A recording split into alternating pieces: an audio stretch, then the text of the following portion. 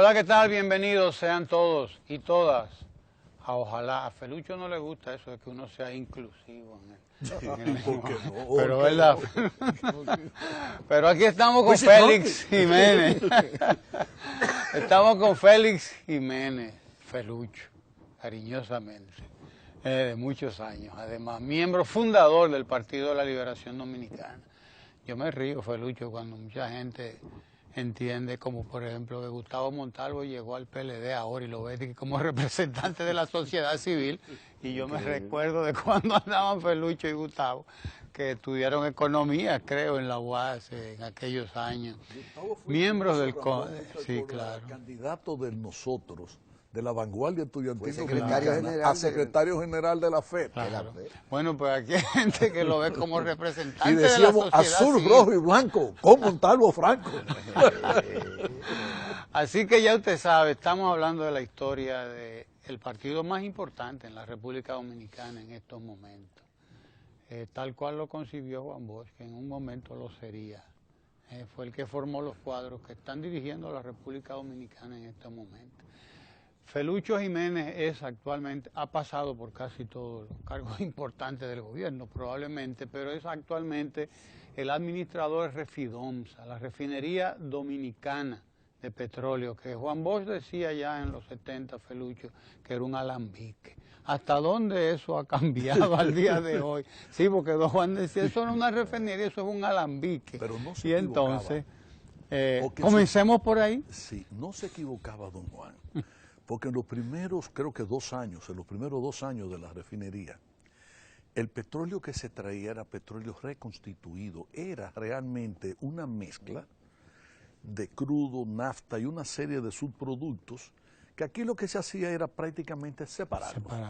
Por eso él decía que era un alambique. Claro, es como si tú juntas aceite y vinagre, eso no se mezcla nunca, y tú por un proceso X separas el aceite del vinagre. Pero después no fue así. Eso fue en el 73 o 74. La empresa comenzó a producir realmente en el año 73. Y quiero decirle que, en efecto, fue a partir del 3er o 4er año cuando ya la refinería entró propiamente en lo que se llama el proceso de refinación.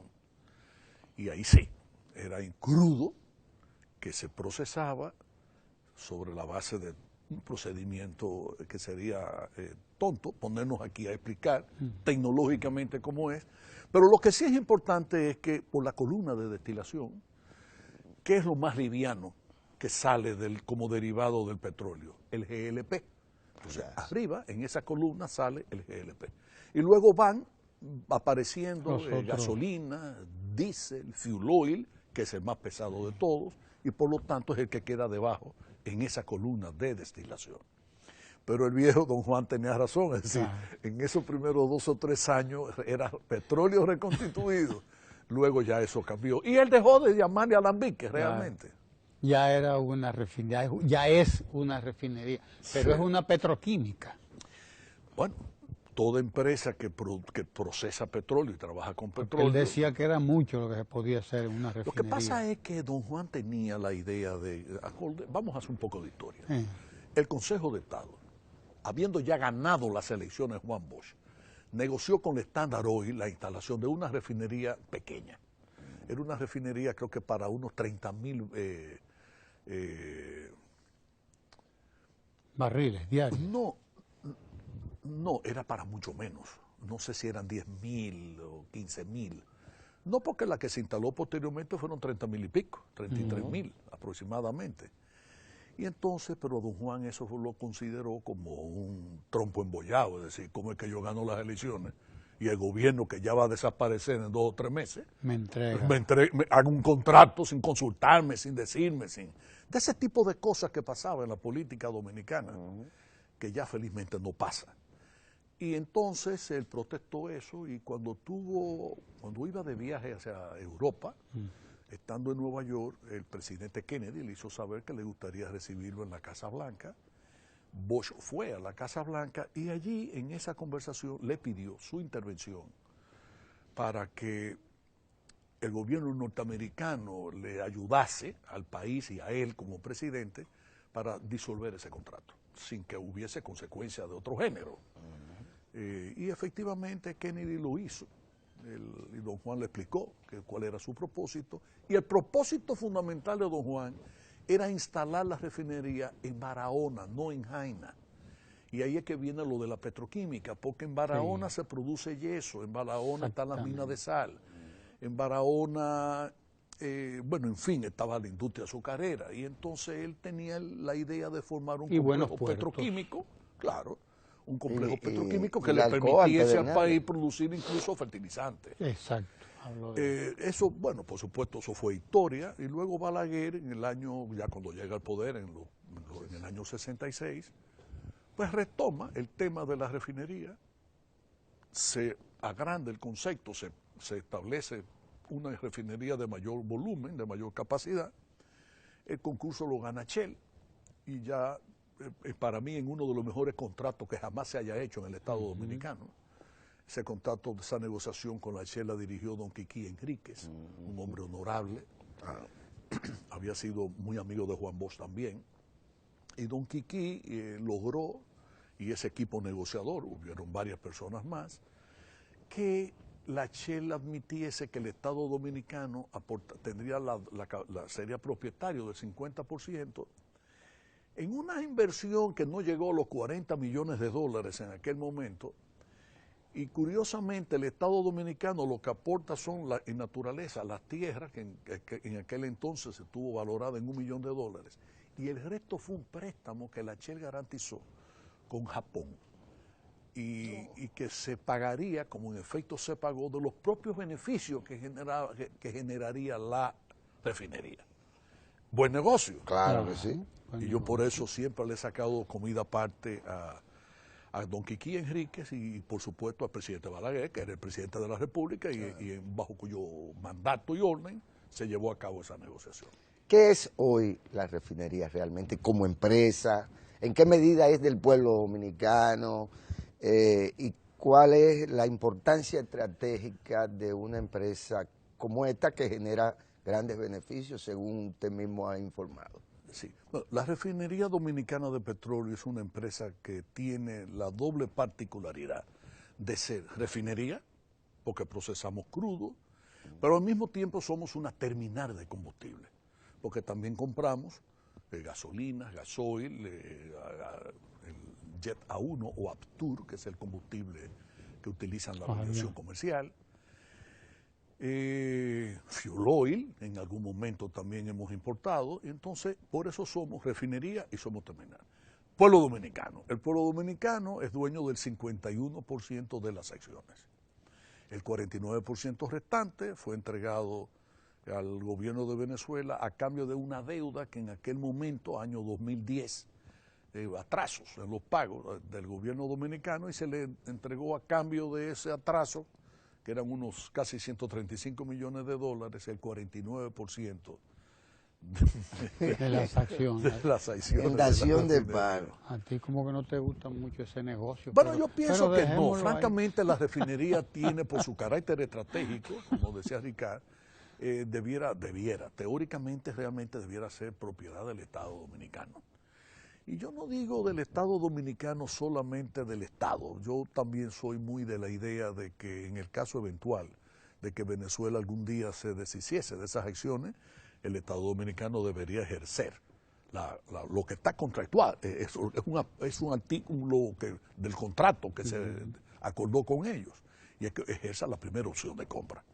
Una vez ya el Estado Dominicano sea dueño, yo sí estoy totalmente de acuerdo que el empresariado nacional y sobre todo el que está más o menos vinculado al negocio de los derivados del petróleo pueda participar como accionista.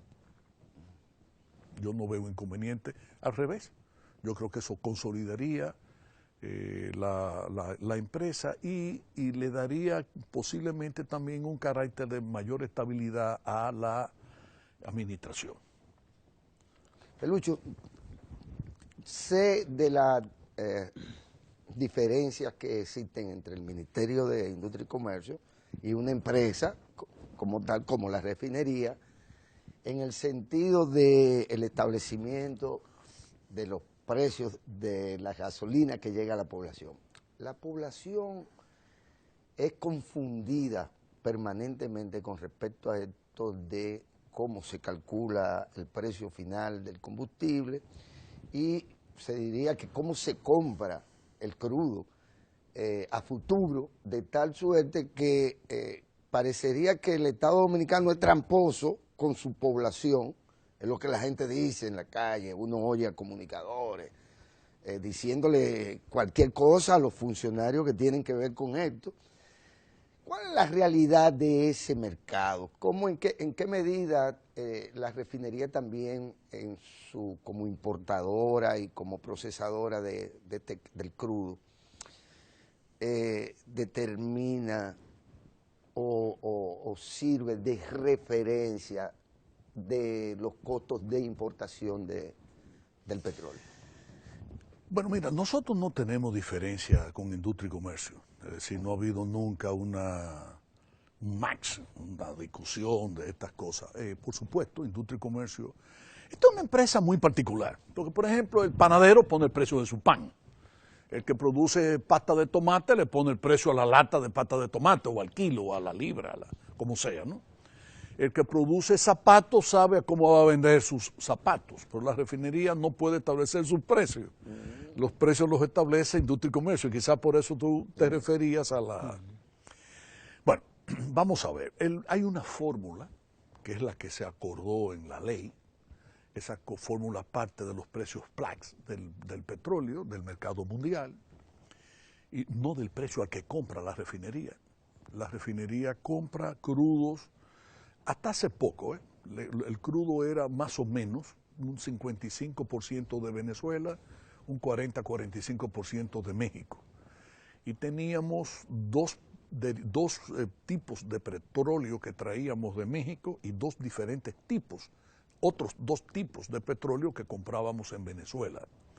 Eran mezcla de crudos y de crudos pesados y no tan pesados. Entonces eso se acoge a lo que sería, digamos, la dieta de la refinería, del tipo de petróleo que podemos procesar.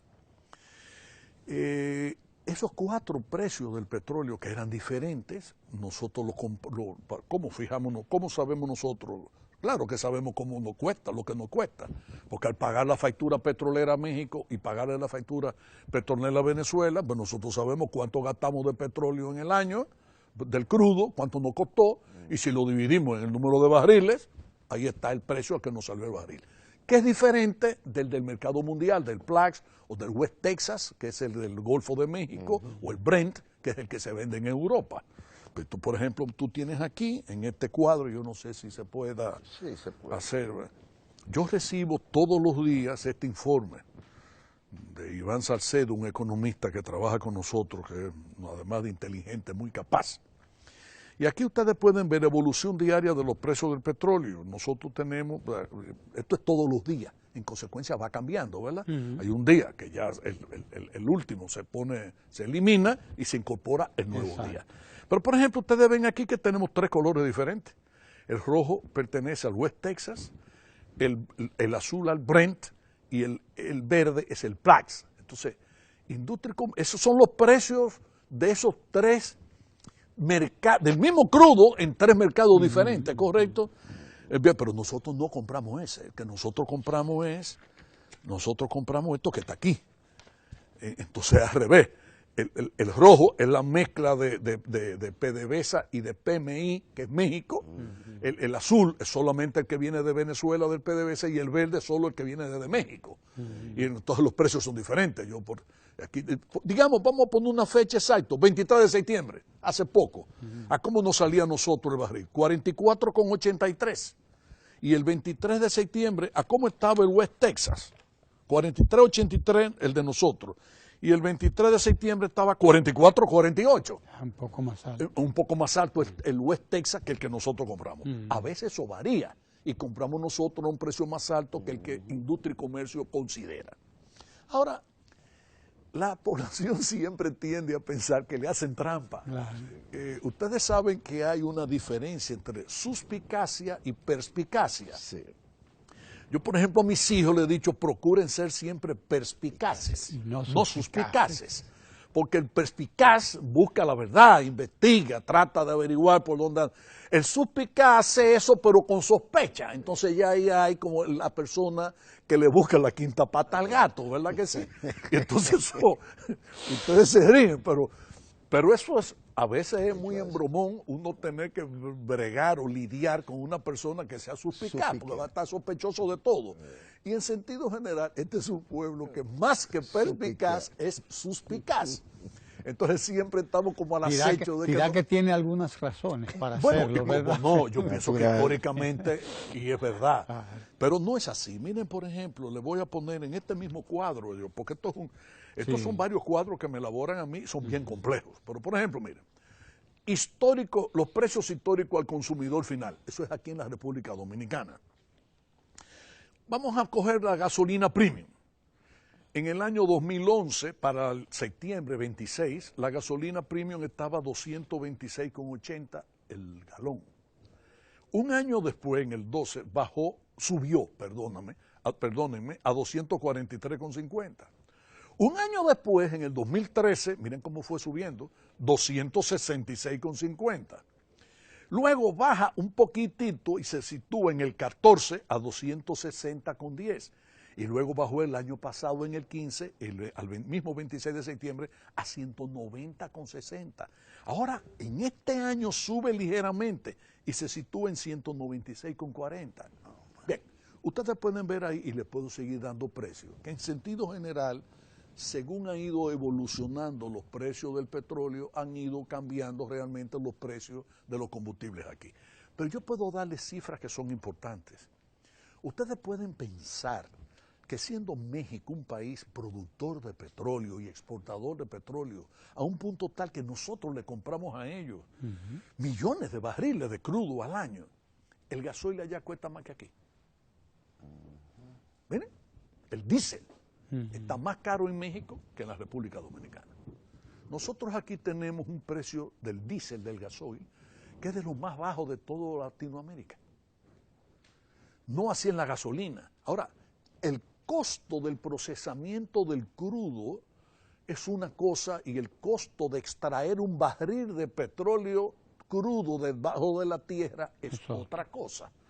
Entonces, ¿qué está pasando en el mundo? En el mundo está pasando que aumenta la capacidad de explotación y de producción en consecuencia de petróleo, por sobre todo la explotación que se ha desarrollado en los últimos años, más que nada en los Estados Unidos, que es la de esquisto, que es un sistema de explotación del petróleo que está debajo de la tierra a base de bombearle agua, y en lugar de ser pozos que van así hacia la profundidad, como si dijésemos en términos verticales, aquí es en términos horizontales, les traen, empuja el agua, el petróleo, que están en cavidades, ¿verdad? Como si fuesen cuevas debajo de la tierra, y entonces sale el petróleo, ¿verdad?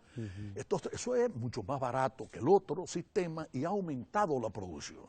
Y como el mundo ha estado medio en crisis económica de los últimos 8 o 9 años, pues por supuesto ha habido un desfase entre la oferta y la demanda, y eso es lo que explica esa disminución de los precios del petróleo de los últimos 2 años. Ahora bien, lo que no tiene el mundo es igual capacidad de refinación que la capacidad que tiene de producción de crudo.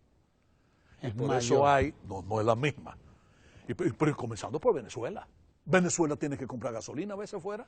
No, y que la capacidad de refinación exactamente, no se equipara jamás en la vida con su capacidad de producción de petróleo, del crudo.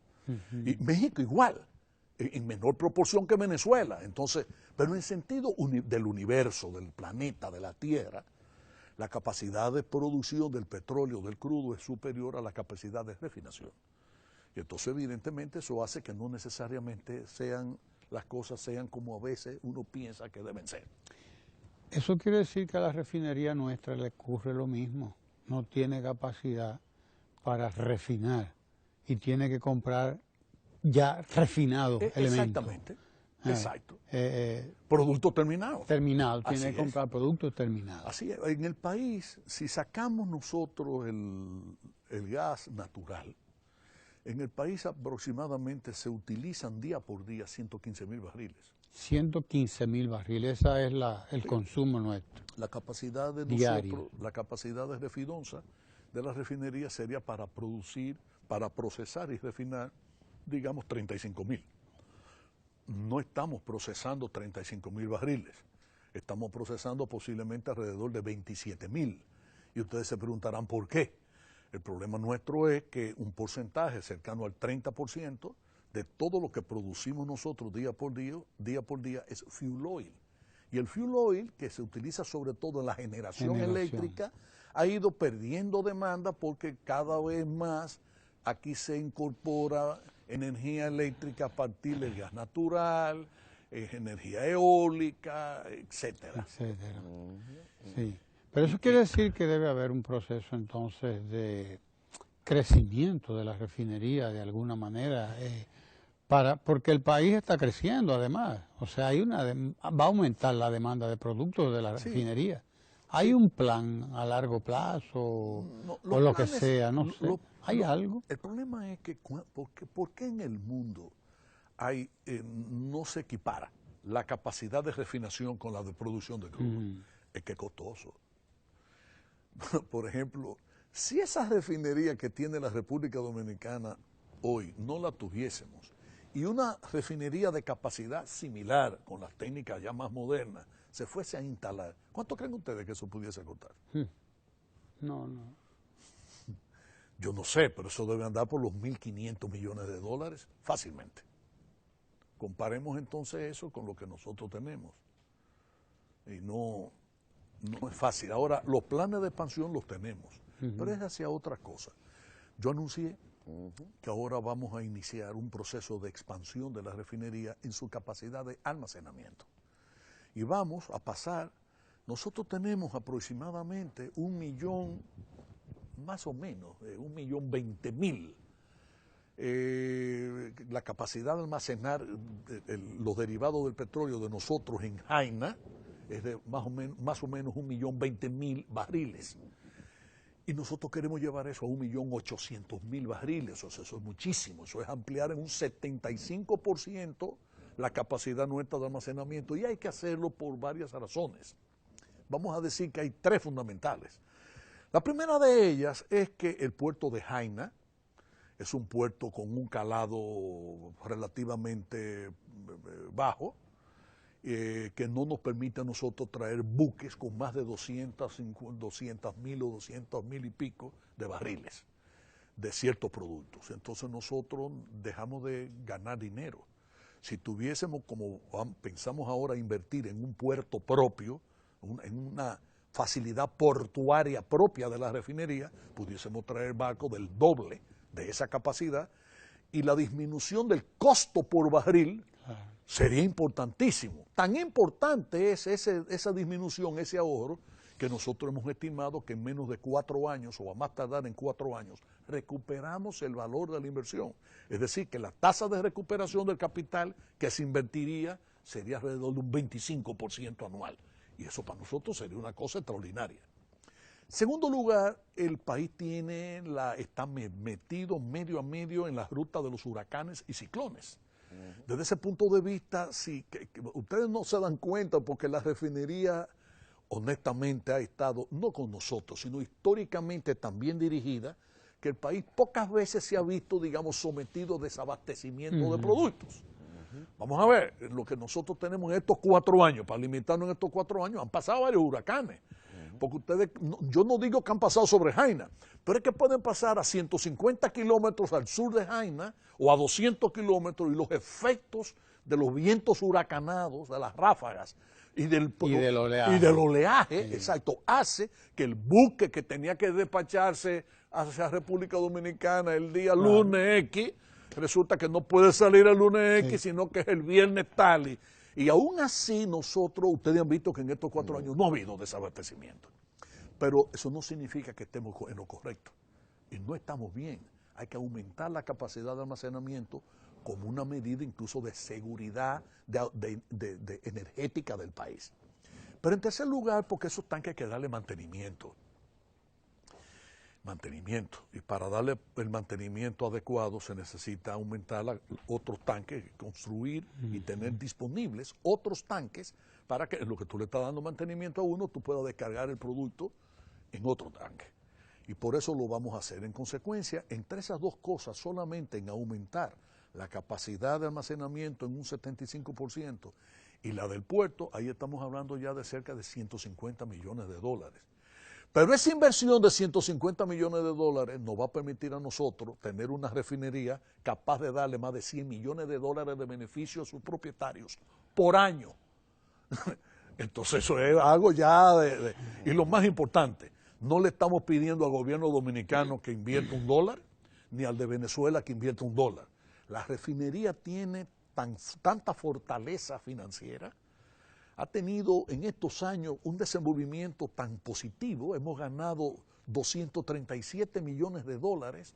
El año, de estos 4 años, cuando menos ganamos cerca de 50 millones de dólares, hemos ganado a veces más de 60, en un mundo en el que, y en un periodo de tiempo en el que Pemex en México perdió miles de millones de dólares, PDVSA Venezuela ha perdido miles de millones de dólares, Ecopetrol de Colombia cientos o miles de millones de dólares, Petrobras de Brasil, la de Argentina, es decir, y en medio de todo eso, la refinería dominicana de petróleo ha ganado, y ha ganado año por año.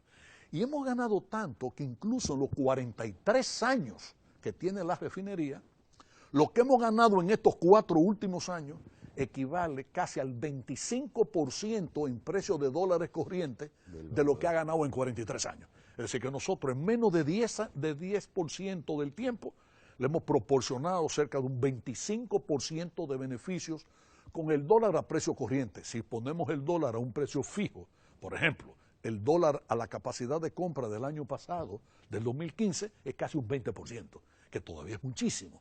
Y lo que es mejor, le hemos dado al Estado Dominicano y a Venezuela más de 12.000 millones de pesos de beneficios en estos 4 años.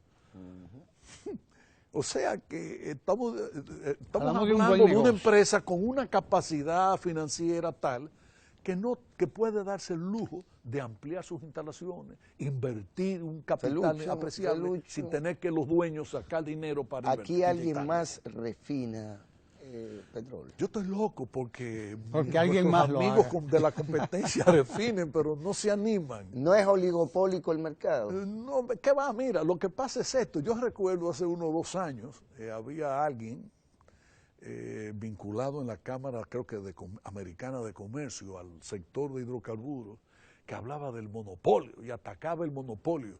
Y yo me reía, yo decía, pero carajo, ¿qué es lo que atacan? ¿Y a usted quién le impide invertir en una refinería?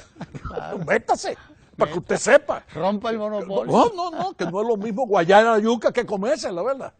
No es lo mismo sembrar el plátano que comérselo. Entonces, pues, métase a refinar. Nosotros estamos locos porque otros se animen y se entusiasmen y refinen, pero no se animan. ¿Cómo se suple ese 70% más o menos que ustedes no producen? O se trae. Producto, entonces eso es más chulo, más fácil. Entonces una empresa X, cualquiera, ¿verdad? Dice, yo voy a importar productos terminados. Y no tiene que gastarse los cientos de millones de dólares que tenemos nosotros en equipo, en laboratorio, seguridad industrial, un montón de cosas. ¿Y cómo y dónde almacenan? Bueno, eso yo no quiero meterme mucho en eso, porque ya el presidente de la República dispuso que se hiciera una reunión de los organismos que tenemos que ver con este negocio, para garantizar que haya una competencia justa. Porque, por ejemplo, si nosotros damos seguridad, tenemos seguridad industrial, es porque nos gastamos millones de dólares en equipamiento y porque nos gastamos decenas de millones de pesos en salarios y en todo lo que contribuye a que nosotros seamos capaces de garantizarle a los clientes nuestros las calidades que les representamos. Pero hay otros que no. O sea, hay otro que es más, es que hay gente que ha traído en determinados momentos hasta contrabando. Y un contrabando que viene a veces cubierto hasta supuestamente de robo. O sea, que descargan en un barco y dicen esto es ya combustible quemado, esto es desecho, etcétera. Y resulta que a veces hemos encontrado que es gasolina premium lo que están descargando. Y no aquello, o sea. Pero vuelvo y digo, yo en la refinería dominicana de petróleo, nosotros lo que estamos es deseosos de que la competencia y cualquier empresa nueva se anime y inviertan dinero, porque eso es bueno para el país. Que La- otros refinen también. Este negocio de alguna manera le da garantías de competitividad al aparato productivo nacional. ¿En qué medida las proyecciones que ustedes pueden hacer a futuro le garantizan a este aparato productivo nuestro la competitividad? En términos de que es un costo, es un componente importante del costo de todo negocio del país. Es que la competitividad entonces ya habría que contemplar otros elementos que no son propiamente los que dependen de nosotros. De ustedes. No, pero ya yo dije, por ejemplo, hace un rato que nosotros vendemos el diésel más barato que México. Entonces hay un elemento de competitividad importante para aquellas empresas que en comparación con las de México, en lo que tiene que ver con el costo del combustible, aquí le sale un poco mejor. Nosotros tenemos posiblemente el mejor fuel oil de toda la zona. El fuel oil que sale de la refinería dominicana de petróleo tiene mucho más calidad que la gran mayoría del fuel oil que importan algunas plantas generadoras. Y así por el estilo, pero la competitividad en general depende también de otros factores, o sea, no solamente de eso. Porque hay algunos generadores que importan su propio combustible, que no se lo compran a la refinería. Así es. Y ese es un elemento ya que entra en el mercado. Así es, también. así es. Así es. Por ejemplo, la planta de la Barry se alimenta de... Yo preferiría no entrar en el detalle, primero porque no lo domino, es decir, yo no sé cuál está ahora comprando y cuál pero no. yo la Barry, claro, porque el Barry le compra a Shell, Okay. porque ahora es total, y ellos tienen un contrato con nosotros, en consecuencia nosotros sí le abastecemos. Okay. Pero hay otras generadoras que no, y hay algunas que no, que a veces no y a veces sí, o sea que es un mercado muy... Sí. Dice la gente... Pero tienen ellos el derecho, y eso es legítimo, de poder traer su propio combustible. Abogado del diablo, quiere saber entonces cómo invierte la refinería ese dinero, ese beneficio que le deja al Estado, porque a los hablabas accionistas. ahorita. ¿Cómo lo invertimos nosotros? No, ¿Cómo hay que invierte preguntárselo al gobierno. el Estado? ¿Qué hace el gobierno con lo que nosotros le ¿Por damos? qué dice? ¿Qué es lo que hace el gobierno? Construye escuelas. Dice la gente. Un montón de cosas. Ahí va la cosa entonces. Qué suspicaz eres, qué suspicaz. No, porque la gente lo que va a decir. La suspicacia de ¿Por qué nuevo. no nos lo pasan al precio del combustible? Porque a la gente lo que le duele es esto, es cómo compra el combustible, Pero es mira, cómo es el pasaje, o sea, la yo- gente está en una economía mucho más limitada, simple, ordinaria. Yo le voy a decir una cosa. Ese es otro elemento que el Estado Dominicano en algún momento dado se abocará a analizar con detenimiento y le dará la participación que normalmente se le da a los sectores involucrados. Pero, por ejemplo, mire el subsidio a los combustibles. Resulta que hay sindicatos, federaciones, que tú los oyes hablando a ellos del subsidio. Bueno, pero ¿ustedes creen que esas voladoras que están transitando de pueblo en pueblo en el transporte interurbano están utilizando gasolina, utilizan gasolina? GLP. Es GLP y busca los precios de GLP. El día que se haga un análisis del costo real por pasaje, Están en plena acumulación asumiendo, ordinaria. qué sé yo, un 75% de ocupación de los asientos de una voladora de esa, tú te estás dando cuenta que realmente no es así como dicen. Entonces, pero eso es un tema delicado que es bueno que se vea en su momento, en su oportunidad. Vuelvo y digo... Y como parte de un todo de un también todo, que hay exacto, que que se revisar. vaya a analizar todo, porque cuando se habla de sinceración, aquí siempre se pide todo lo que es para abajo, pero nunca lo que es para arriba, o sea, es como la ley del embudo, ¿verdad? El lado ancho para mí, el lado estrecho para el otro, o sea, cada quien, pero eso es bueno, eso es normal, cada quien tiene la gorra de sus propios intereses. Recientemente, Felucho, hubo en la refinería un accidente, un incendio, etcétera. Finalmente, ¿cómo quedó todo? O sea, la gente, sería ya un informe un poco a la gente de qué fue lo que pasó realmente. Eso se informó ya, y Ramón. cuál es la... No, eso sí. se informó. Bien, pero te lo Sí, pregunto para ¿cómo que... no? Hace unas cuantas semanas hubo un conato de incendio que fue sofocado en menos de 10 minutos. La refinería tiene su propio sistema de, vamos a decir, bomberil, o sea, tenemos nuestro camión de bomberos y nuestro sistema de seguridad. Y fue la segunda o la tercera vez que se ha producido este tipo de cosas, que no es tan inusual en empresas de ese género, de ese tipo. Ahí se brega con candela, Claro.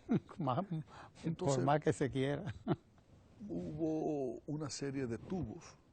Es un proceso de la barra de convección, y si yo me pongo a decirle al público lo que es la barra de convección, nadie va a entender. Pero lo importante es que se sofocó en menos de 10 minutos, al día siguiente, ese mismo día ya, varias horas después, comenzó el despacho a funcionar de manera adecuada, sonó, la refinería ya volvió a refinar, es decir, varias semanas después, pues tuvimos por supuesto que parar 3 o 4 semanas hemos mandado esos tubos a Estados Unidos, al chequeo, para que nos digan exactamente cuál fue la cosa. Hay una idea de que es un tipo de crudo el que está viniendo ahora, que a veces tiene una serie de elementos, que es como que cuando tú comes, y si tú comes arroz, habichuela, carne, plátano y comes ensalada, en algún momento en esa ensalada va algún tipo de, una piedrecita, de una cualquier cosa, cosa, ¿verdad? Y te va a generar en tu sistema intestinal y digestivo un inconveniente que va desde una cosa simple a una cosa compleja. En este caso, felizmente, fue algo sencillo, por eso pudimos nosotros al poco tiempo después de volver a refinar, pero eso el resultado final del estudio de laboratorio no nos ha llegado, y por eso yo no puedo decir exactamente cuál fue el elemento. Carlucho, bueno, tú manejas un negocio rentable para el Estado o para los accionistas en general, y creo que, bueno, hemos despejado algunas inquietudes, algunas suspicacias, Ramón. Pero la agenda política del país, bueno, pues es importante. Ese es el otro tema. Que son los otros temas, ¿verdad? Sociedad civil, CONET, la necesidad de la negociación y el consenso alrededor de la ley de partidos políticos, del régimen electoral, las altas cortes, Cámara de Cuentas, etcétera. En realidad, ¿cuál es la posición del comité político? Sin que tú seas vocero como tal del comité político, pero eres uno de sus más antiguos miembros. Si yo voy a hablar como comité político, yo tengo que hacer referencia a lo que ya nosotros hemos visto y las cosas que hemos expresado. ¿Y qué es lo que hemos visto nosotros? Esta es una oposición, la oposición política al gobierno actual es pobre. Y es una pena. Yo recuerdo una vez que Juan Bosch me dijo a mí que una de las cosas que más lamentaba era no tener interlocutores capaces. O sea, gente que tuviese vuelo, inteligencia, formación, capacidad para que los debates se diesen en el nivel adecuado. Pero eso no es fácil encontrarlo, ¿verdad? Es como cuando tú tienes un pitcher que no hay quien le bate. Eso es un juego aburrido, ¿verdad? Porque qué chulo, tiene unos y unos pero más aburrido que el carajo, ¿verdad? El fanático le gusta más ver un juego de pelota donde haya tablazo de un lado y tablazo del otro, ¿verdad? O sea, que haya un... Que se corran las bases. Exacto, pero yo he dicho que el problema político de la oposición política nuestra es que es tan pobre. Que el día pasado me atreví a decir algo, y yo decía, pero fíjense señores, miren ustedes las elecciones que acaban de pasar. En la historia dominicana, nunca un presidente había sacado un porcentaje tan alto como el que sacó Danilo Medina. Nunca, ni siquiera Juan Bosch, que fue el que se le acercó. Danilo le llevó un punto y pico, un 1% y pico. Don Juan llegó a tener el 59.8, o sea, casi el 60%. Danilo saca el 62%, le lleva un 2%. En dos coyunturas históricas distintas. Pero yo lo he dicho, entonces tú sales a la calle y tú ves que nadie protesta, nadie se une, nadie apoya al PRM, ni a los otros partidos que se han asociado a ellos ahora, ganan mansos y cimarrones juntos. Pero no hay un solo, no hay un colmado que haya dejado de vender una cerveza porque hayan protestado y hayan dicho que Danilo usurpó el poder porque se robó las elecciones el PLD. No ha pasado nada, y no puede pasar nada porque este pueblo votó con mucha conciencia y con mucha alegría por repetir un gobierno, porque habían tenido Danilo, el mejor gobierno que yo por lo menos haya visto en mis años de edad. Yo no lo he visto nunca. Y cuando me pongo a estudiar la historia dominicana me doy cuenta que hay pocos años en la historia dominicana que se pueden comparar con lo que fueron los resultados de ese periodo. Y por eso yo he dicho, pongan a don José Rafael Abinader o a Hipólito Mejía de presidente de la Junta, y Abinader hubiese cogido en misma tercera parte 1 de cada 3 votos y Danilo hubiese cogido 2 de cada 3 votos. O sea, eso no lo va a modificar. Entonces, ¿qué es lo que hemos dicho nosotros? Es una pena que en lugar de estar discutiendo la ley de partidos, la ley electoral, el problema de ello es quiénes van a integrar la Junta Central Electoral, como si los triunfos y los fracasos se debiese a eso. Mira, voy a poner un ejemplo. ¿Quién nombró la Junta Central Electoral del año 1978? Balaguer. El Partido Reformista en el año 78 tenía el 100% de los senadores. Balaguer y el Partido Reformista designaron la totalidad de los miembros de la Junta Electoral del 78. ¿Y quién ganó en el 78? El PRD y Antonio Guzmán. Así. ¿Pudieron evitar, porque eran balagueristas los que estaban ahí, que ganara don Antonio y ganara el PRD? No. No pudieron. No pudieron. Vamos a ver. Hipólito Mejía domina y el PRD el Congreso. Hipólito arrasa. Hipólito no arrasó, nos arrasaron a nosotros en las elecciones del 2002. Y en el 2002, de 30 senadores o de 32, creo que tenían ellos 30 o 31. Sí, nosotros teníamos uno. Nosotros teníamos uno solo. José Tomás. Nada más. ¿Quién nombró la Junta Central Electoral? Ellos. ¿A quién pusieron? A su gente. A Morel. A su gente. ¿Y quién ganó las elecciones? Leonel Fernández, que arrasó, y el PLD, que arrasamos. Entonces, y así, si yo les sigo diciendo... Ellos siguen creyendo que las elecciones se ganan en la Junta. Pero es así, ¿no? Es una cosa, pero la Junta Central Electoral han puesto a dirigir a Caunabo Fernández Naranjo, que era del PRD, a Luis Arias, que estaba en favor del PRD, Morel Celda, que era del PRD, y ninguno puede evitar, y Balaguer nombraba y tampoco podía evitar. Entonces, señores, vamos a estar claros, aquí gana el que tiene capacidad para ganar, y pierde el que no ha demostrado, no ha sensibilizado al electorado nacional de forma tal que lo elijan y lo escojan. Pero siempre andamos buscándole la quinta pata al gato. Y la fiebre no está en la sábana, la fiebre está en el cuerpo. Así es. Entonces, esa es la cuestión. Ahora, lo que es preocupante para algunos, a mí no me preocupa. Porque algunos dicen entonces, que la sociedad civil, ahora los empresarios quieren ellos también incidir en nombrar a la Junta Central Electoral. Y yo me río, yo digo, bueno, eso es como si el PLD se metiera en la CONEP. Y vamos, el Partido de la Liberación Dominicana va a proponer un presidente del Consejo Nacional de la Empresa Privada. Y en la Asociación de Industria.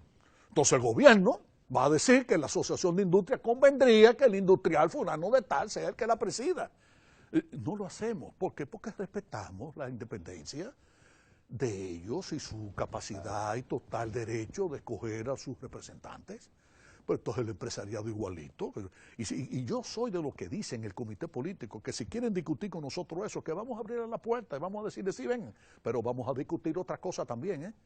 Porque así como ellos tienen temas políticos que les interesan, así también el gobierno puede tener temas económicos que nos interesen a nosotros y que estén involucrados ellos. Entonces, todo ha podido desenvolverse de buena manera, y yo diría que hasta de la mejor manera, gracias a la madurez que ha tenido el Partido de la Liberación Dominicana en la administración del poder. Gracias a la madurez y a la sensatez de los dos presidentes que hemos tenido. Porque usted puede acusar a Leonel Fernández de lo que usted quiera, pero es un hombre sensato y maduro, equilibrado. Usted puede decir de Danilo cualquier cosa, pero es un hombre sensato, inteligente, capaz. De manera que nosotros no tenemos por qué, como sociedad, digo yo, ¿verdad? Ni como partido, que estar en esto, dando brincos donde no hay que dar brincos. A veces hay gente nuestra que quiere cogerlo fácil por el camino difícil. Y eso no es buena forma de vivir. No hay por qué complicársela. Lucho, pero bueno, hay una queja. El PLD quiere montar aquí una dictadura de partido. Es otro disparate, Ramón. En la historia dominicana, gracias a Dios, ha habido siempre concentración del poder. Porque cuando no lo ha habido, ha sido un desastre. Por ejemplo, el peor gobierno que la historia dominicana desde Trujillo para acá registra fue el de Salvador Jorge Blanco.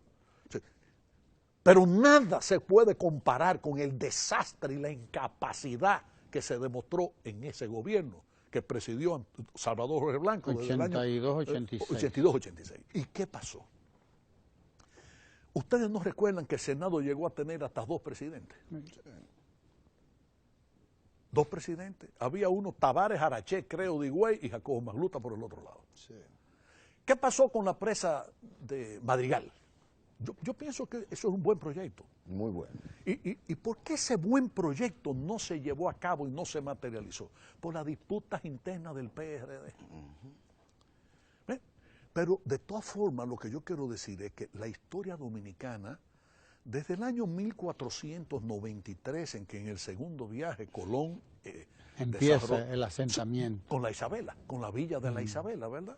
Porque lo que dejó en el 92 fue el fuerte de la Natividad, que los indios lo acabaron rápido, ¿verdad? Ok, pero ya el primer pueblo español ya aquí fue la Isabela, y eso fue en el 1493. Desde el año 1493 hasta el año pasado, en 523 años de historia hubo 394 años perdidos de manera tonta. ¿Perdidos qué significa? Años en los que el país no adelantó, no progresó. Eran años que si se hacía una carretera de tipo de herradura, un camino de herradura, vamos a decir, de San Pedro de Macorís a Atomayor. Duraban 30 años para hacer el pedacito desde San Pedro hasta Consuelo y 40 años para hacer el pedacito de Consuelo a Atomayor. Y han habido solo 129 años de verdadero progreso. De un progreso que se llegó a desarrollar en periodos de dictadura, como la de Lilis o la de Trujillo, o en periodos de democracia, como lo de Balaguer y lo del PLD. ¿Verdad? Usted puede decir... O con la invasión norteamericana. También, la ocupación, pero usted tiene ahí un poder absoluto. Ellos eran todos, ellos eran el Congreso, el Ejecutivo. Anularon todo. Claro. Exacto, era la fuerza de ocupación norteamericana. Ok, pero lo que yo quiero resaltar es esto. ¿Y quién dominaba cuando Lilis? ¿Cómo se repartía el poder ejecutivo, el legislativo? Lilis. Resolvía Lilis. Y cuando vinieron los norteamericanos, ¿quién mandaba? El capitán general, el mayor, el coronel, Snap o el otro, el que lo sustituyó, el que fuese. Ese era el jefe. Cuando Mon Cáceres, y ese era Mon. Y con Horacio Vázquez hubo una caricatura, porque en general se dice, y es verdad, y él tuvo oposición, comenzando por uno que fue su compañero, pero era él. Y Trujillo, Trujillo, porque mandaba hasta cuando era presidente troncoso o peinado, es decir, Trujillo. Correcto. Y cuando Balaguer. Y cuando Balaguer, y dominaba el Senado, y dominaba la Cámara de Diputados, y la Junta Central Electoral, la Suprema Corte de Justicia y los ayuntamientos. Claro. Y el país hundió, no, el país progresó. Ahora, cuando no ha progresado el país, es cuando los amigos de Abinader han gobernado. Porque ahí sí hace un fracaso total.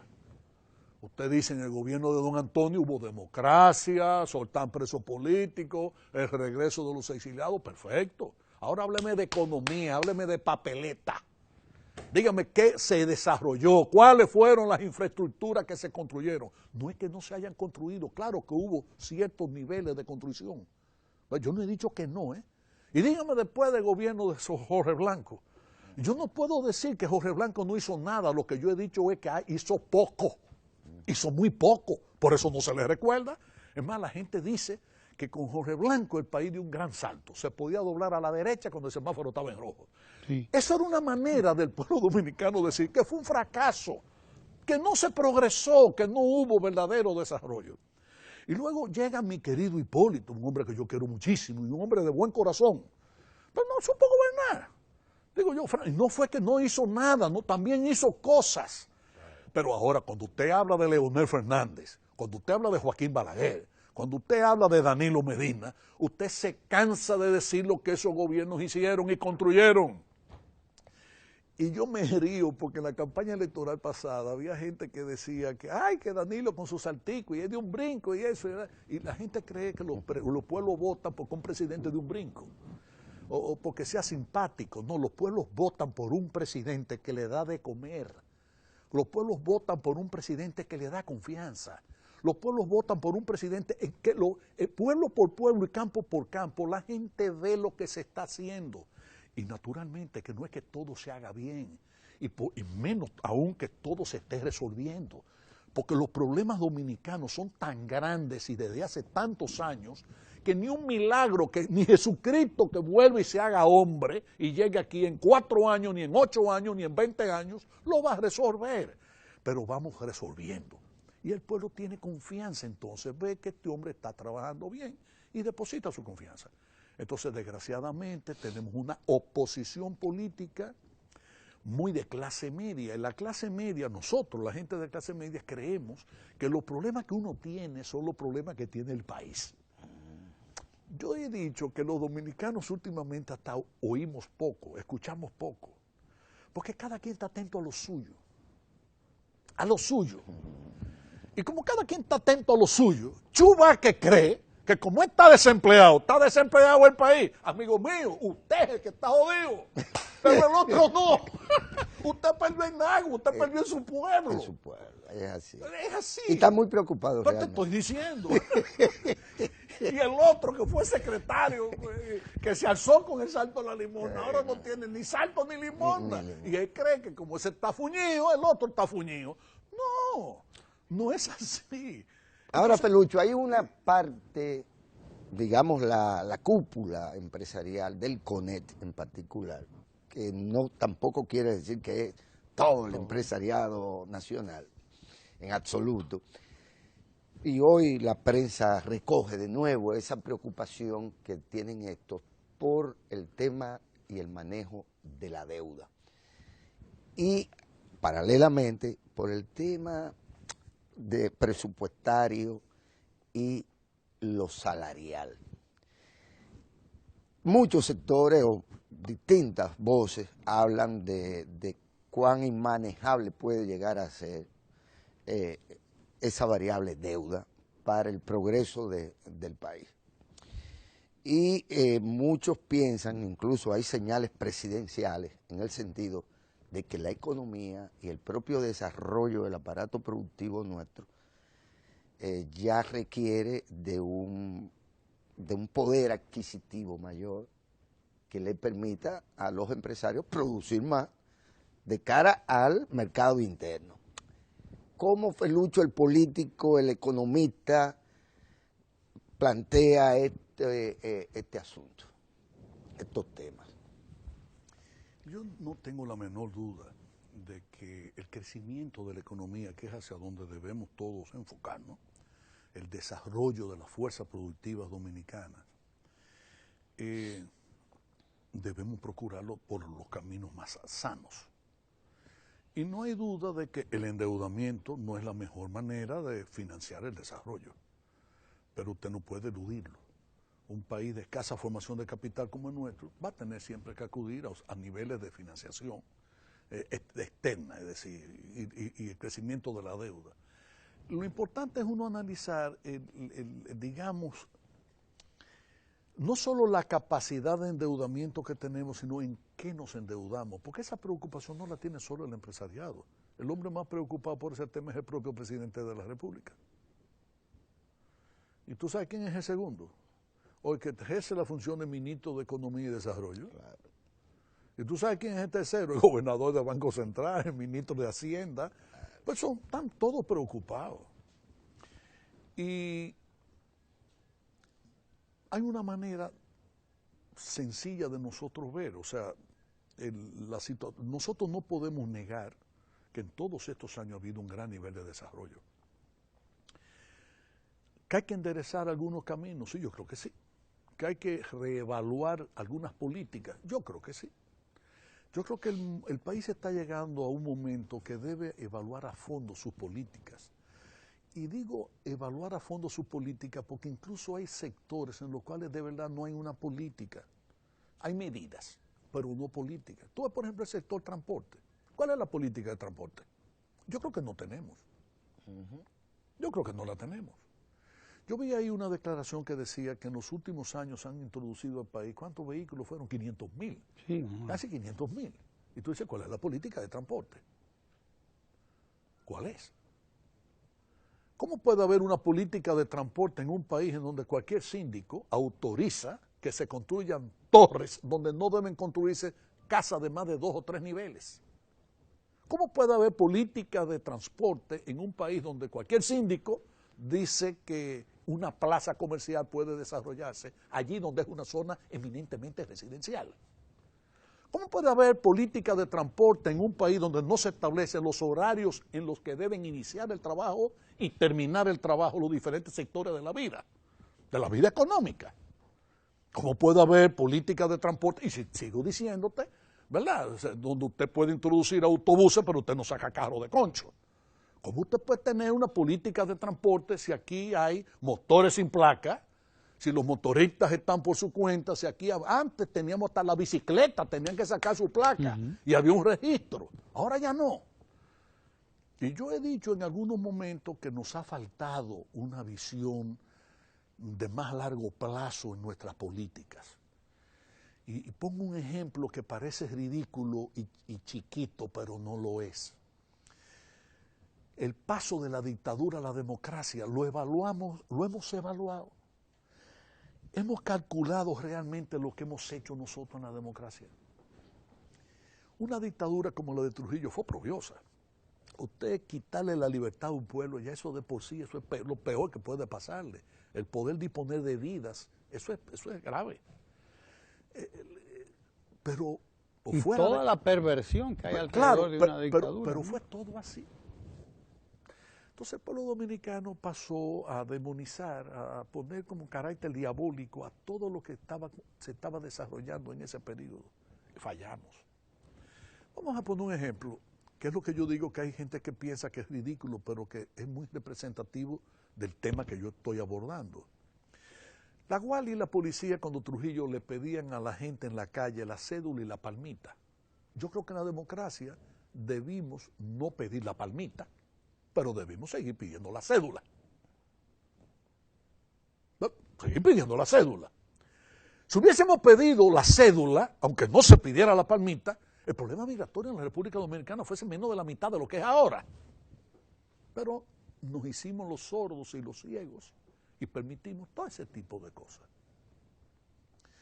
Bueno, si cuando Trujillo la cédula personal era el gran ingreso, hubo un momento en donde la cédula, el rico pagaba, ¿tú sabes cómo se medía el rico? De que no era rico, ¿verdad? Era por el valor de la cédula. La cédula no costaba lo mismo.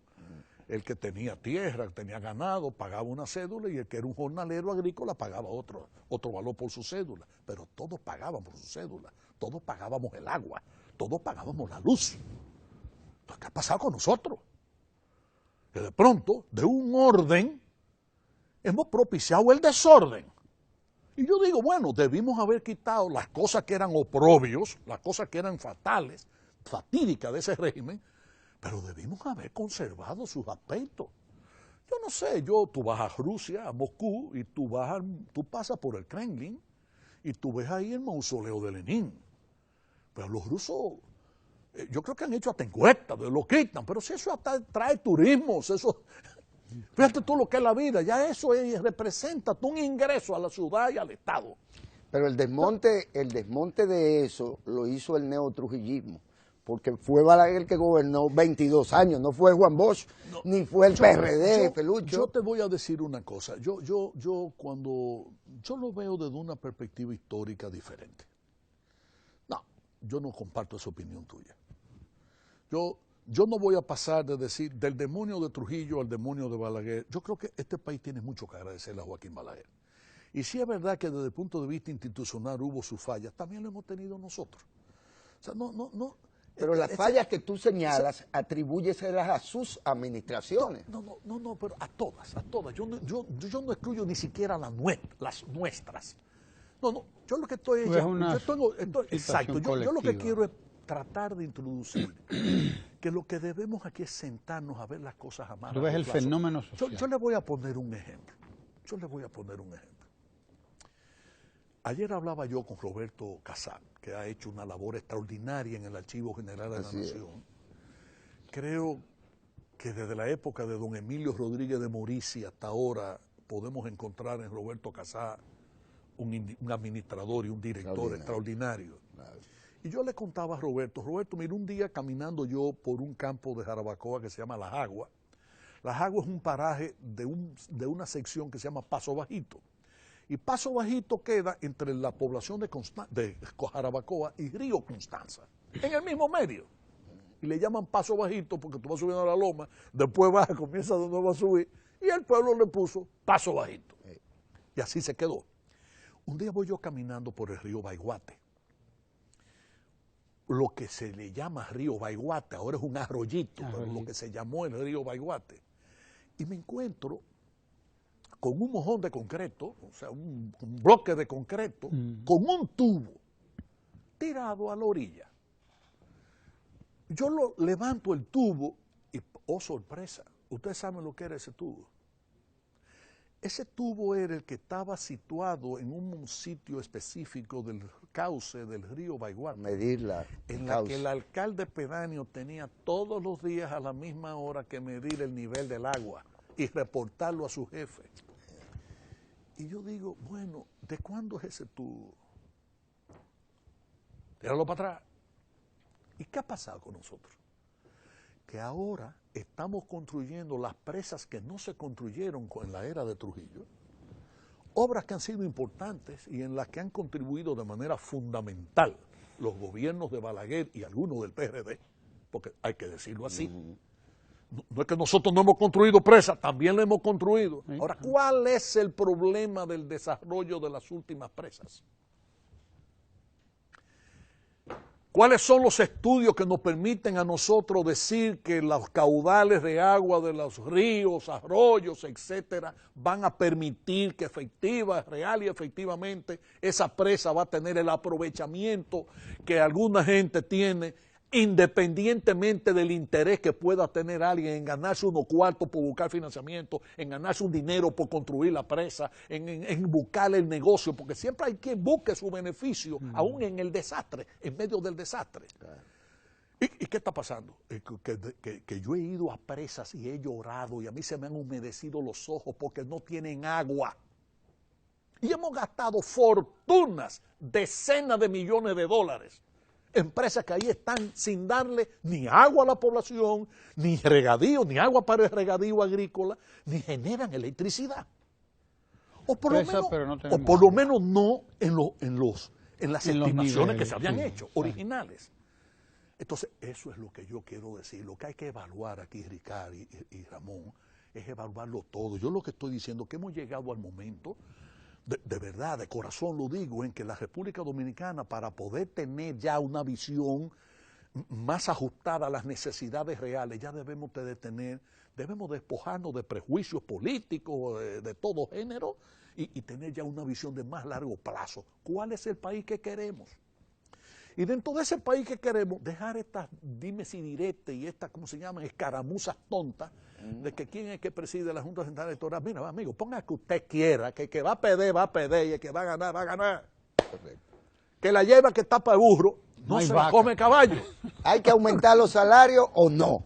¿Hay que pagar la deuda o no? ¿Debemos endeudarnos o no? No, ¿O para qué? Yo creo francamente que ya debiéramos endeudarnos muchísimo menos del camino que no hemos venido endeudando.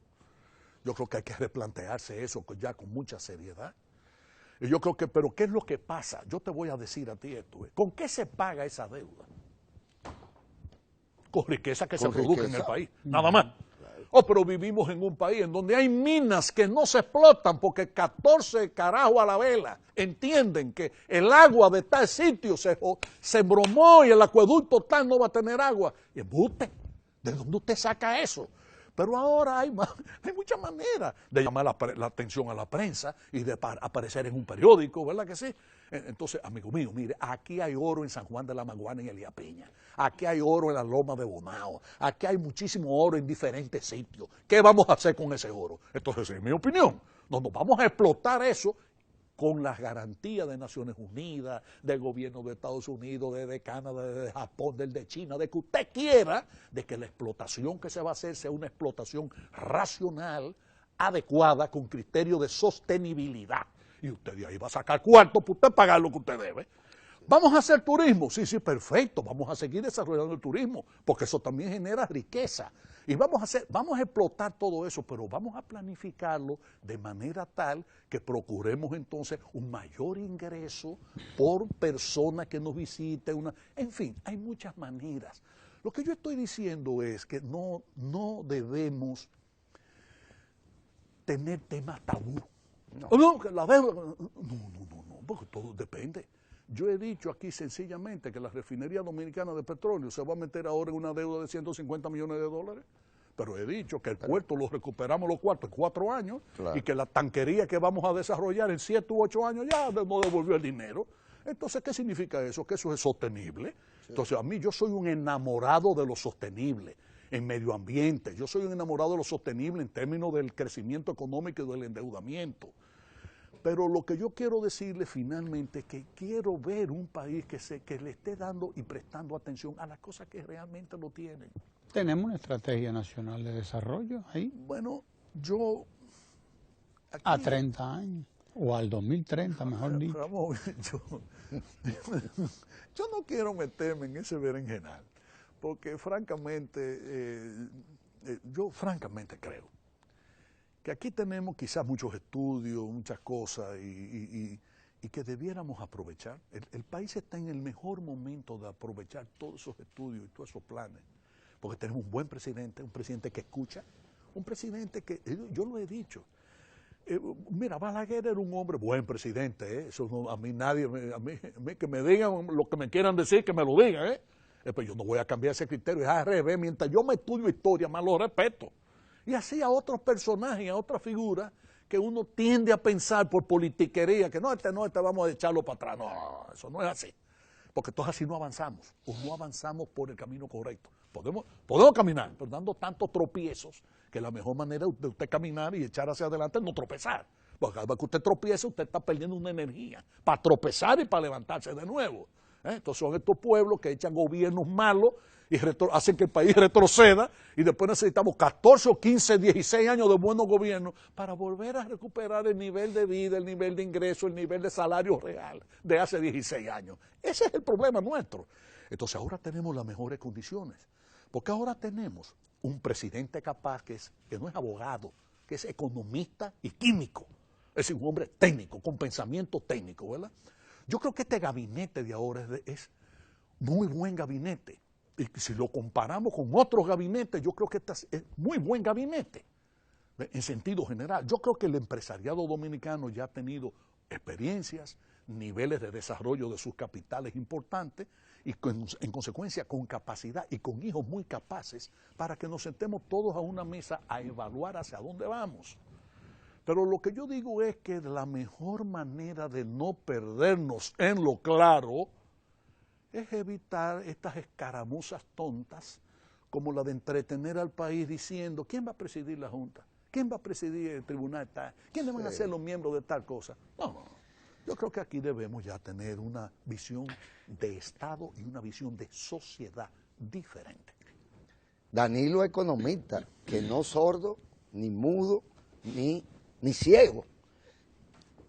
Hay que recordar la gestión del 90, la mala gestión económica del 90 y la crisis económica que hubo en este país, precisamente por la tosudez de un sordo, un ciego y un mudo que no quiso endeudarse y se metió en Higüey y aguacate con fondos propios y generó un problema mayúsculo. Que todos los microempresarios, y yo lo era en aquel momento, lo sufrimos. No, lo que pasa es que la OTAN, Ramón, Ricardo, la OTAN. Yo no soy de la OTAN.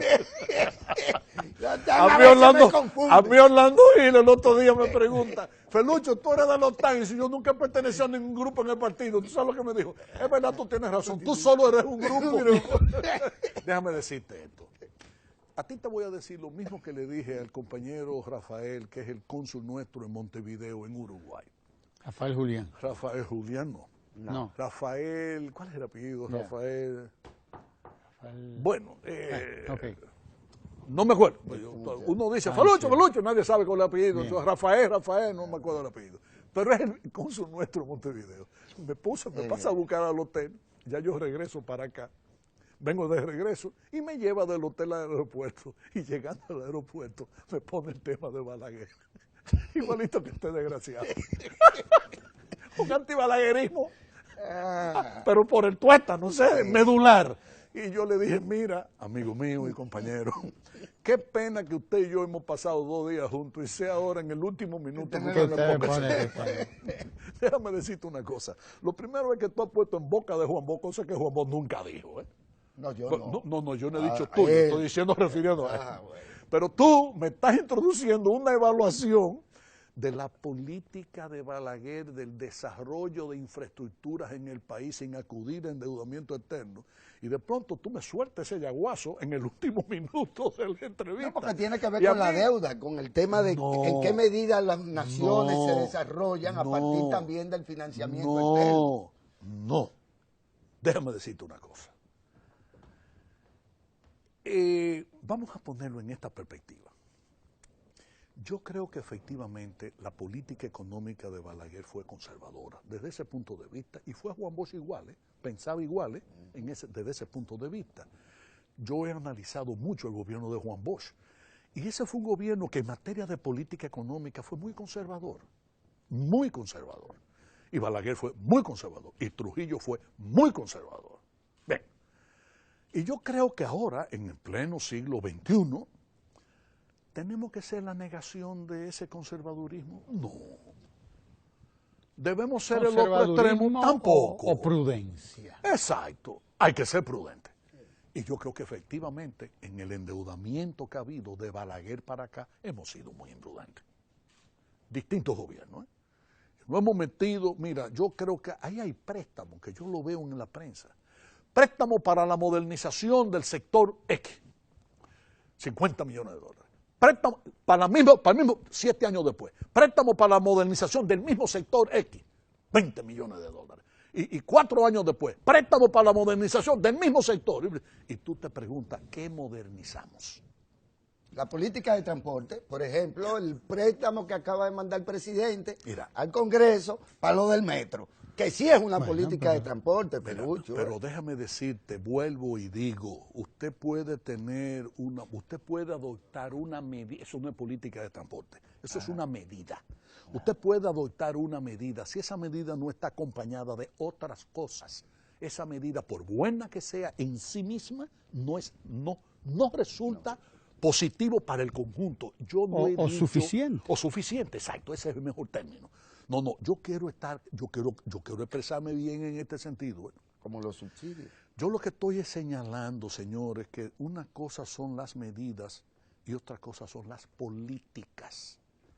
Una política de transporte es un conjunto de medidas que, entre otras cosas, deben tener la coherencia interna entre sí como para provocar el alcanzar la meta que usted estableció.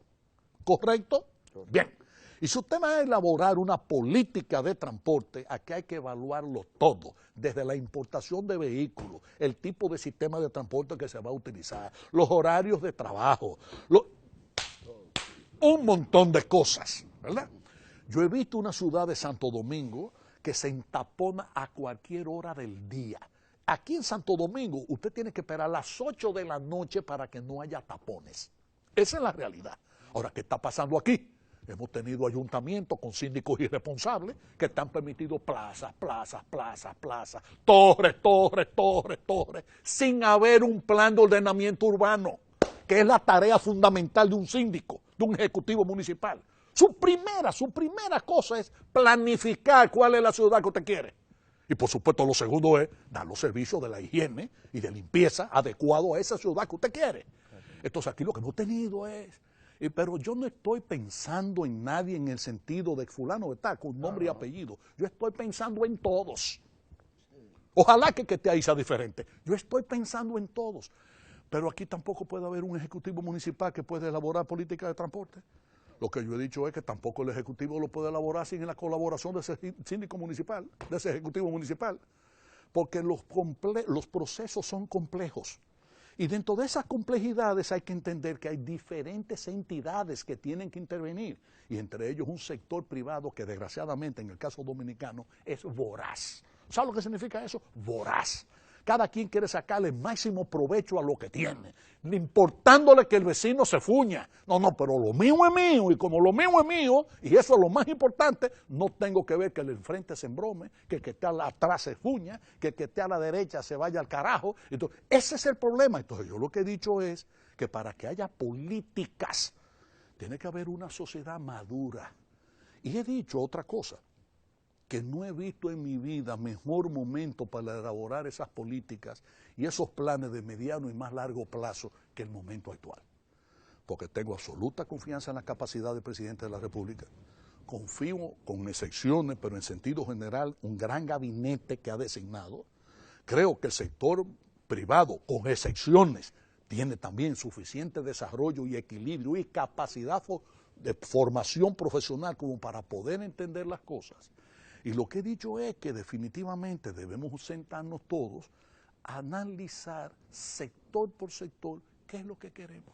Pero tú no crees en la Estrategia Nacional de Desarrollo. Yo no he dicho que no creo, yo lo que he dicho es que a veces nos pasamos en teoricismo y nos faltan visiones un poco más pragmáticas. Le voy a poner un ejemplo. ¿Qué pasa cuando el Estado Dominicano designa para negociar a personas muy capaces desde el punto de vista de su formación profesional, pero que en su vida han negociado ni un coconete? Usted puede tener un contrato perfectamente elaborado, pero que haya perdido de vista los aspectos esenciales de en qué consistía el negocio. Yo no quiero poner ejemplos, pero pudiese poner varios. Yo he dicho, y vuelvo y repito, que están dadas todas las condiciones para que por primera vez en muchos años este país pueda no enrumbarse bien, porque si yo dijera eso, lo que estoy diciendo es que hemos seguido un mal derrotero, un mal rumbo. No, este país ha progresado, este país no es el mismo de hace 60 años, ni 70 hace 20. años, ni hace 20 años. Así mismo es, no lo es. No. No lo es, señores, no lo es. Yo no dejo de decir nunca que estoy trabajando ahora en recopilando informaciones, porque hay que como que ponerle el dedo en la llaga a diferentes problemas y tópicos nacionales para ver si mejoramos la puntería, mejoramos nuestra visión de futuro. Se lo digo de corazón. El país ha progresado mucho. Pero ha progresado mucho. Ahora, ¿todo ese progreso ha sido el mejor progreso que hemos debido haber desarrollado? Yo creo que no. Yo creo que no. Yo particularmente pienso que no. ¿Podemos despreciar lo que hemos logrado? No, tampoco quiero decir eso. Lo que estoy es simplemente señalando que con miras hacia el porvenir ya debiéramos tener nosotros otros criterios. Si lo dejas, Ramón, ¿tú sabes qué pasa? Que los ríos de la minería de la viene con la minería, viene con la minería. ¿Cómo? Los ríos, parte de lo que no hemos hecho bien es el tema del agua. Claro. Es el tema de que tu Vega, que era, todo eso era agua por todas partes, ¿verdad? Arroyo, que tú ibas a los balnearios y tenías que pasar por 3 y 4 arroyos con los carros para llegar hasta donde ellos, porque ahí era donde se bañaba Felucho en esa época. Resulta ser que desaparecieron, porque se pensó que los ríos esos que defienden 14 pelafutanes, ¿verdad? Desaparecieron porque había gente que no les interesaba nunca el tema agua. 30, 40 años después, tú invocas a Baiguate, no como un río, sino como un pobre arroyito que pasa por ahí. Pero eso tiene una razón de ser. Eso tiene una razón de ser. No hubo planificación. No, es que eso tuvo una razón de ser. Eso tuvo una razón de ser. ¿Tú sabes cuál es el enemigo de la foresta en la República Dominicana? La agricultura desbordada en las montañas. No es la construcción de proyectos de casa, por ejemplo, y de vivienda. Yo a Leonel Fernández le dije, cuando fui a inaugurar el club, el Jarabacoa Country Club, le dije, oye, lo dije en mis palabras. Yo soy de La Vega. Y recuerdo perfectamente siendo niño, siendo muchacho, siendo adolescente, siendo joven y en mis primeros años de edad madura, que los bomberos de La Vega, verano por verano, semana por semana, tenían que subir a Jarabacoa a apagar fuego. Y le dije, ¿tú sabes por qué eso en los últimos 30 años o 40 años no ha sido así? ¿Por qué no ha vuelto a sonar la sirena de La Vega para que los bomberos salgan huyendo a apagar un fuego en Jarabacoa? Porque los que están construyendo viviendas en esa montaña, es verdad que tumban 10 pinos, pero te siembran 20 árboles. Te lo siembran y defienden lo suyo. Nadie va a querer que se le haga un fuego en el bosque que le circunda su casa. Nadie. Pero la solución no puede ser no, el problema fundamental ha estado en esa agricultura que se ha desbordado, en esa agricultura marginal, en ese sentir cada quien que el pedazo de tierra que tiene puede hacer lo que le dé la gana. El problema entonces tiene otro complemento. ¿Qué usted va a hacer con ese campesino? ¿Cómo usted le va a proporcionar el medio de vida a esa persona, a esa familia, para que no se vea precisada a meterse en un campo que es enemigo del desarrollo del potencial del agua en la República Dominicana? Entonces, por eso yo digo, y vuelvo y repito, hay que verlo de manera completa, en su conjunto. Porque aquí a veces pecamos justo por pecadores. ¿Verdad que sí? Pagamos. Pagamos, exacto, perdóname, claro, pagamos justo por pecadores. Porque no lo elaboramos y no lo vemos así. Es exactamente cuando tú ves una carretera, que nos gastamos millones de dólares en hacer una carretera. Si no se le dé mantenimiento, son millones de dólares perdidos. Pero igual. Entonces, yo lo que estoy señalando es que debemos verlo de manera en su conjunto. Yo creo que si el presidente Medina dijo ahora que estos son los 4 años del agua, ojalá. Pero que lo veamos como debe verse. ¿Verdad? Los acuíferos, las cuencas, ¿cómo es que están? Porque yo vuelvo y te repito, cuando yo hablé de río que no, y tú hablas de Jagüey, el río de La Vega, yo te digo a ti que lo de Loma Miranda es un disparate, es así, infinito. Esas lomas las conozco yo porque las he caminado de muchacho varias veces. No hay un solo acueducto que se vea afectado porque se explote. A eso es que yo me estoy refiriendo. Yo no me estoy refiriendo a que permitamos aquí explotaciones irracionales que terminen la conservación de nuestros bosques. Yo no he dicho eso. No se puede interpretar. No, pero tú me lo pusiste a mí como si yo hubiese dicho que ese rito, que esa cosa, no me lo ridiculices. No estoy señalando eso. Lo que estoy señalando es que los decenas de miles de millones de dólares que este país debe, ¿de dónde van a salir? Claro. Y no pueden salir de otra cosa que no sea del incremento de la riqueza nacional. Porque la riqueza actual no va a permitir que se pague esa deuda. Tiene que ser la riqueza que se aumente en cuanto seamos capaces nosotros de aumentar esa riqueza que se está produciendo en el país ahora. Y que para eso, claro que hay que dar la oportunidad a biólogos marinos, a personas especialistas forestales, es decir, a zootecnios, y agrónomos, sociólogos, a todo el mundo. Pero debemos de tener un cuidado. Te voy a poner un ejemplo. ¿Tú eres cibaeño también? Sí. ¿Tú ves mucha mata de palma en el Cibao? Ya no. ¿Por qué? Porque comimos mucho palmito. No, querido, no. ¿Por qué? No. Porque le prohibimos al campesino utilizar la palma. Si usted al campesino le dice, yo le permito que usted tumbe esa mata de palma, pero siempre meta 5. Y cuando usted la lleve a 1 metro o a 2 metros, yo le permito que usted tumbe hasta 2. El país fuera otro. Y el campesino sufriera menos y tuviera sus casas como las tenía antes, de tabla de palma. ¿Pero qué es lo que está pasando aquí? Aquí hay personas que le han dado permiso de explotación forestal. Le han dicho, usted puede en esta tierra sembrar ébano, cedro del Líbano, usted puede sembrar roble americano, usted puede sembrar tal cosa. Y después tienen que pasar las 1001 noches para conseguir permiso de raleo. A eso es que yo me estoy refiriendo, que es falta de política. Eso lo estableció como política Balaguer. Pero yo no puedo decir, ni tú pudiese, ni nadie pudiese decir que no ha habido una repoblación de las montañas dominicanas. No, porque cuando tú coges la autopista y tú te vas al Cibao, tú te vas a encontrar ahí con que hay muchas montañas de esas, pues entre Villa Altagracia y Bonao, que tú lo ves con una población de pinos ya adultos, grandes, que fue producto incluso de una política de forestación de parte nuestra. Y te metes de floresta de parte nuestra. Eso da pena o grima. Bueno, entonces vuelvo y digo, entonces lo que usted tiene que hacer no es la ley del garrote, lo que usted tiene que buscar es la ley de la inteligencia. Y de solucionar, y la mejor manera de usted solucionar es usted convertir el hombre en amigo de la naturaleza y no que el hombre vea en la naturaleza a su enemigo. Son dos cosas diferentes. Si te dejas provocar de no terminamos. Es que a mí me gusta porque que me además te provoque. gusta, yo sé que te gusta. Te Yo no he dado pleitos. Te no. fascina, yo te conozco, te fascina y no terminaríamos nunca. Pero una cosa es interesante, importante, los especialistas, tú lo mencionaste.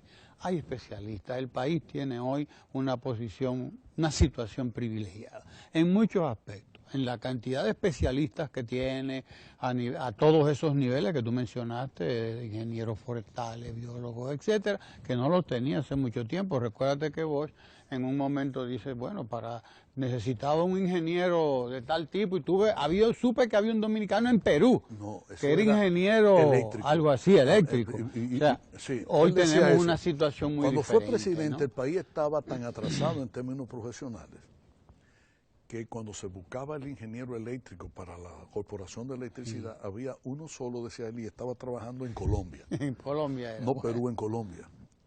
Juan Bosch no sabía que Felipe Vicini era ingeniero eléctrico. Ya, pues bien, pero bueno. O sea, pero lo que pasa es que no estaba dedicado al tema de electricidad. Bien, el asunto es Pero que hoy no sí había tenemos habían una dos, situación de todas maneras es diferente. ridículo. Ahora hay cientos de ingenieros eléctricos. Claro. O sea, el país tiene recursos humanos para enfrentar sus recursos problemas. humanos, yo creo que Indudablemente. tiene voluntad política en Tiene el actual voluntad gobierno. política y hay una madurez Y creo social que en también. sentido general el empresariado también ha aprendido lo suficiente como para... Estamos en un buen momento. Yo creo que sí, yo creo que no es un buen para momento, para mí este es el mejor momento Sí. para poder llevar a cabo el desarrollo de esas políticas. Yo lo creo. Felucho, Y bueno, Donald Trump e Hillary Clinton. no te dejes provocar, Felucho. ¿Cómo eso puede incidir en el futuro de nuestras naciones? No tendrá ninguna verdad. A mí me parece Ford lo mismo que Chevrolet, decía Carlos Puebla allá en Cuba. Es una provocación más, pero si tú quieres. Pero es que el pueblo quiere Porque oír se nos a sus agotó el tiempo. políticos hablar. ¿Tú sabes qué pasa? Que ya los políticos no quieren No. hablar. Y entonces los empresarios y la supuesta participación ciudadana y demás viven hablando. Y los políticos, que son los que deberían hablar de política, no lo hacen. Y por eso yo provoco. Y te provoco, sí. ¿Cómo incide en el futuro del país el que sea Trump o el que sea Hillary? Pero es una adivinanza también eso, porque También, ninguno de los dos lo es. Bueno, Esperemos que el tiempo hable, Yo le voy a Felucho, decir ¿verdad? esto. Yo creo que Donald Trump es un peligro para la humanidad. Yo también. Y no es que Hillary sea santa. No, jamás. No creo que sea santa. Ni Teresa tampoco. No creo, es una persona que incluso ha estado en el país muchas veces.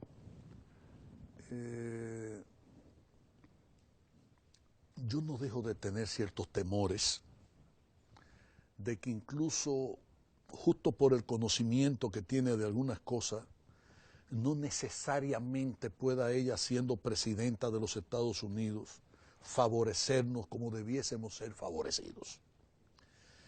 El problema para mí es que Donald Trump, vuelvo y digo, es un peligro para la humanidad. Yo coincido totalmente con aquellos norteamericanos que han señalado que no quisieran ver en manos de ese señor el botoncito que detonaría cualquier situación que pueda ser trágica para toda la humanidad. Yo creo que los gobiernos norteamericanos han sido muy malos en sentido general en las últimas décadas. El Papa Juan Pablo II dijo cuando la invasión de Irak, ustedes han desatado una guerra que durará 100 años.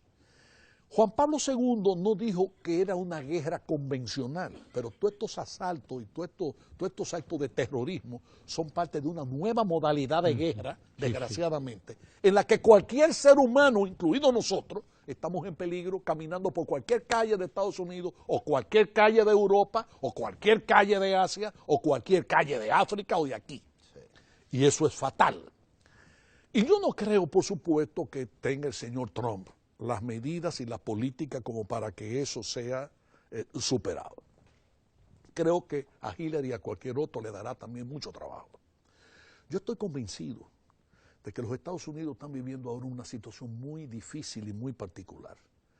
Porque he visto pocos presidentes norteamericanos del talento y de la capacidad de Barack Obama y no veo en sus sustitutos posibles nadie que se ponga el sombrero o la gorra de Barack Obama.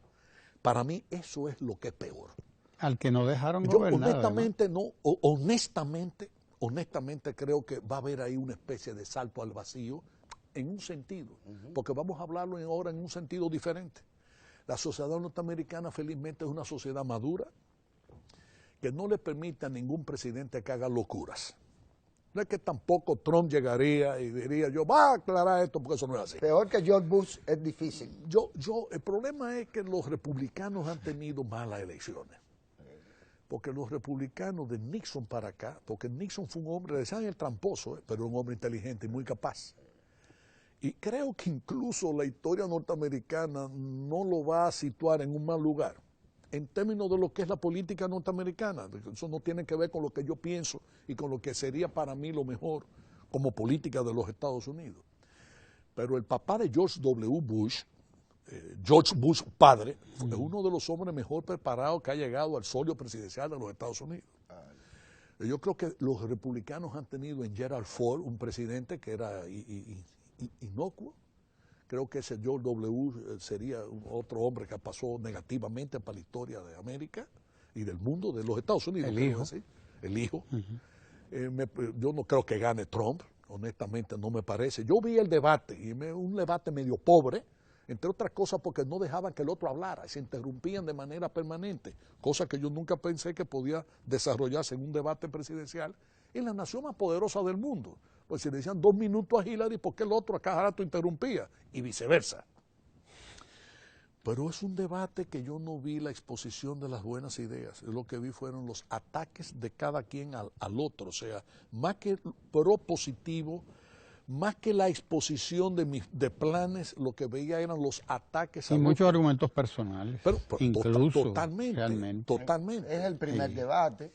Pero no será diferente el segundo, ni será diferente el tercero, porque el hábito no hace el monje. Pero el primero lo perdió Trump ampliamente. Bueno, también Obama, el primer debate, para que no se preparó de la mejor manera, lo perdió y sin embargo se levantó en los otros debates. Pero el problema es, amigo, que usted puede hacer de Donald Trump un mejor contrincante en términos de debate y usted podrá hacerlo de Hillary Clinton y usted no va por eso a cambiar lo que hay en la cabeza de uno y lo que hay en la cabeza de ella. Pero esos son los Estados Unidos, es su derecho, uno de los dos va a ser el presidente de los Estados Unidos, yo creo que será Hillary, me parece que ahí estamos hablando del mal menor y es una pena en un país que merece el mejor de los, que sea el menos malo de los candidatos. Un Sanders, por ejemplo. No. Sanders, no entremos en eso, porque entonces no pasaría. Dejémoslo ahí, Felucho, dejémoslo ahí, es mejor. Sí, porque hemos tenido una conversación. Lo que pasa con Sanders, yo tengo una cierta simpatía en el sentido de, hay dos economistas norteamericanos que yo le doy mucho seguimiento, que es Paul Krugman y Stigler. Yo creo que Krugman y Stigler son dos personas cuyo pensamiento económico, yo me identifico mucho con esa forma de plantear los grandes problemas de los Estados Unidos y de la economía mundial. Y yo creo que efectivamente lo que Sanders decía, que no era más que una repetición de lo que habían dicho aquellos dos, claro, es que en los Estados Unidos hay un problema muy serio, que es una distribución de la riqueza que se ha concentrado excesivamente en una cúpula que no alcanza a ser del 2 o el 3% de la población. Pero cuando tú dices que el 5% de la población rica de los Estados Unidos tiene lo que tiene el 70% del resto de la población, yo digo hasta desde el punto de vista de lo que es el capitalismo en su dinámica normal en la que hemos aprendido desde Adam Smith hasta la fecha, no importa el pensamiento liberal, neoliberal o conservador, no importa el pensamiento que sea, hay una cosa que es consustancial al desarrollo del capitalismo, que es el mercado. Entonces, el desarrollo del mercado, para que se pueda producir, usted tiene que generar una riqueza que se distribuya de mejor manera. Porque usted puede está generando una economía que el crecimiento brutal de la capacidad de consumo se reduzca a una población tan ínfima de la población que entonces usted va a necesitar una economía que desarrolle carros, que al mismo tiempo que carros sean helicópteros, yates y aviones. Porque solo el 5% podrá comprar y acceder a eso, en lugar de usted tener y producir carros tipo los Volkswagen, que una gran parte de la población, incluso obreros en Alemania en esa época, llegaban a comprarlo. Pero son situaciones diferentes. Pero yo creo francamente que, y resumiendo, y si yo fuera norteamericano, hasta con dolor del alma votara por Hillary Clinton. Punto. Te han llevado a votar por Hillary Clinton. Qué bien, pero bueno, es el menos mal. Yo no voto. El mal menor. Yo creo que será el mal menor. Gracias a Felucho Jiménez por estar aquí con nosotros en Ojalá. Una conversación larga y tendida sobre diferentes temas. Ramón. Pero eso porque él no había venido aquí a la Radio Televisión Dominicana. ¿Desde cuándo, Felucho? Yo creo que la última vez que vine aquí era Jorge Rodríguez, el director. Era Jorge. Pues bien, aquí tienes en la televisora del Estado pues un espacio para estas conversaciones tan nutritivas, tan interesantes. Gracias, Felucho, por estar aquí. No hay que decir que no está de acuerdo con el aumento salarial. Él está de acuerdo, él sabe que bueno, pero evadiste el tema del salario. Pero dijo lo que tenía que decir sobre y además eso, que me honro en presidir una empresa que es la que mejor salario paga en la República Dominicana. Y ya eso lo dice todo. Así es. Así es, Felucho. Gracias por estar aquí en Ojalá y gracias a ustedes por habernos seguido, claro, todo este tiempo ahí. Así que quédese porque ahora le toca a Lucas Vicens, que viene con Ecomundo aquí en Ojalá. No se vaya.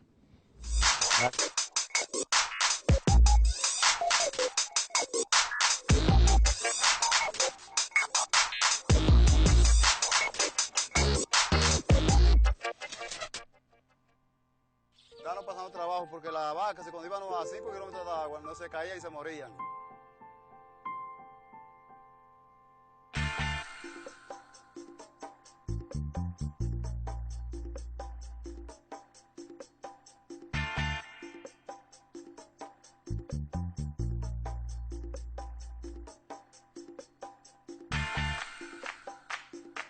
Eso fue un momento demasiado feliz.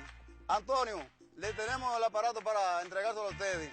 Ellos comenzaron a hacer lagunas, hacían una aquí hoy, mañana hacían otra por allá. Yo tengo 77 años y nunca pude ver las aguas recogidas como están ahora. Creo que eso fue lo más grande que ha llegado esta gente aquí para que esos animalitos beban.